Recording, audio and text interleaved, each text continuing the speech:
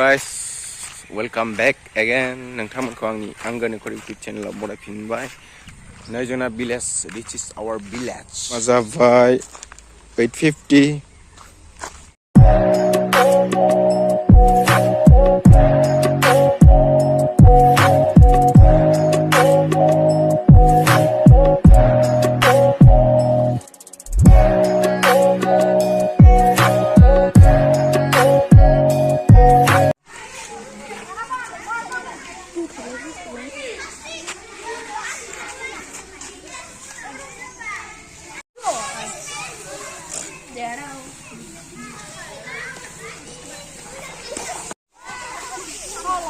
मालाया गोलोम बोथोराव एसियाव थाहैनाय गथ'फ्रा अरसो सायो आंनि मुङा देबानन आंनि मुङा रन्थाय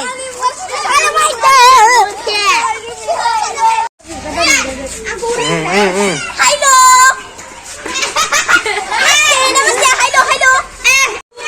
तुम लोग क्या कर रहे हो इधर पे हाँ सफाई हेलो हेलो हेलो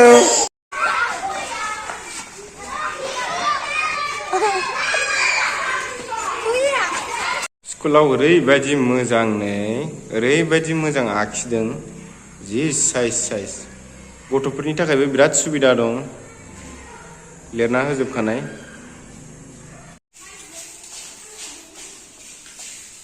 नों मा खालामहैदोंमोन नोंसोरबो सिबजोबदों हाब गावस्रा सिबनो रोंजोबथारबायलै सिख्ला देरजोबथारबाय दे आर'ज जानोसै दे आर'ज थ' जानोसै आर'ज जानोसै थ' लामायाव मानो थांदों फैद' लामायाव थांनो नाङा फैद' लाइन थाद' लाइन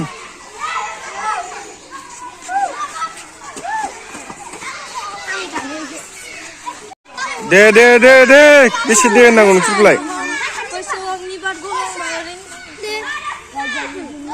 थादो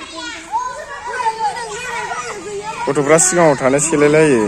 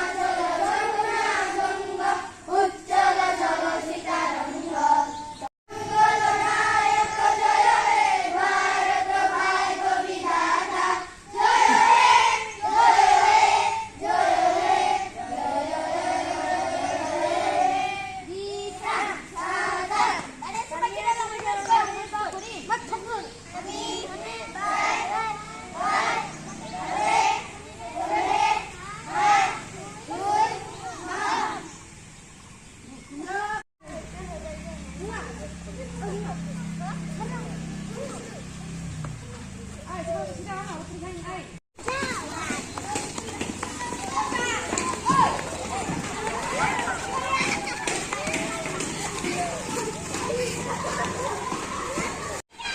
बे बिफाङा नोगोर गिदिर जाबाय बिराद गोबाव बोसोरसै गोदो जों उन्दैयाव सिगांहाय फरायफैजेनबानो दंमोन ओमफ्राय दा नै बेसेबांबा गिदिर जाबाय सिगांहाय बे बिफांखौ हाबा होखांबायमोन ओमफ्राय दा गैला आरो बेफोर गोमाजोब्बाय नैबिसोराव दुरुं खानाय मानाय दंजोबोमोन साफा फुजा होनाय दंजोबोमोन ओमफ्राय दा बे लांदाङैनो दंथ'यो आरो बोरायथारबाय बिराद गिदिरबाय फाख्रिजों दहबजों दङ गोदो जों क्लास लाग्रा रुमानो बेमोन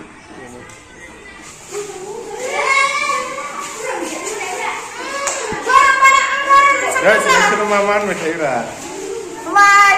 आंनि सार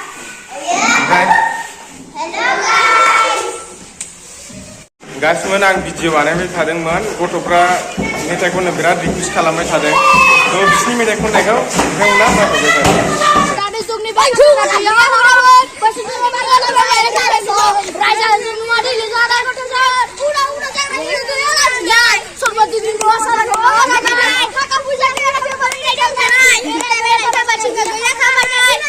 मेथाइखौ सोर खनदोंमोन नै गथ'फ्रा साफा सोलोंजोब्बाय सोरांबानो ओंखारो जों सोबनो सालाबाव नुबाय बे मेथाइखौ सोर खनदोंमोन स्कुलनि गथ'फ्रा सोलोंजोब्बाय नै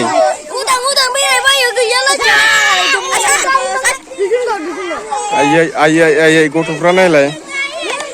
खालि बागथाबनायल' आंजों खालि बागथाबनायल' नुबाय बे खानाया सोर सिंख्ल'आ नोंना ओरै फैलाय खानाया सोर सिंख्ल'आ नोंना बोरो नै सोर खानाय सिंख्ल' गैया नोङो दसेनो बुलायो खानाय सिंख्ल'लाबायजायो माबायदि सिखार फट' लानोसै फट' खेबसै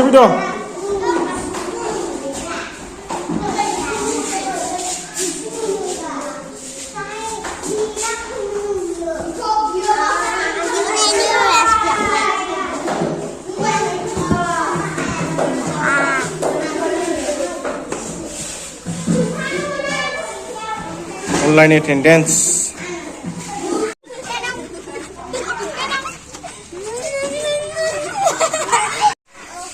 छुट्टी जाबाय स्कुला छुट्टी दिनै स्कुलाव मिटिं दङ ओमफ्राय बेनि थाखायनो थाब गबाय आरो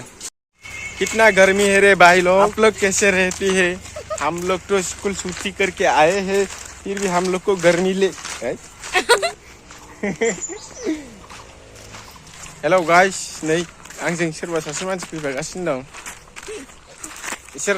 राबानि रायलायनाय खोन्थालाय जुनुखा आं सोलोंबो हायालै बिसिनि भाषाखौ फैद' दिनैनि ब्लगा बेसेनोमोन आसा खालामो नोंथांमोना भिडिअखौ नायनानै मोजां मोनदों थ' बाय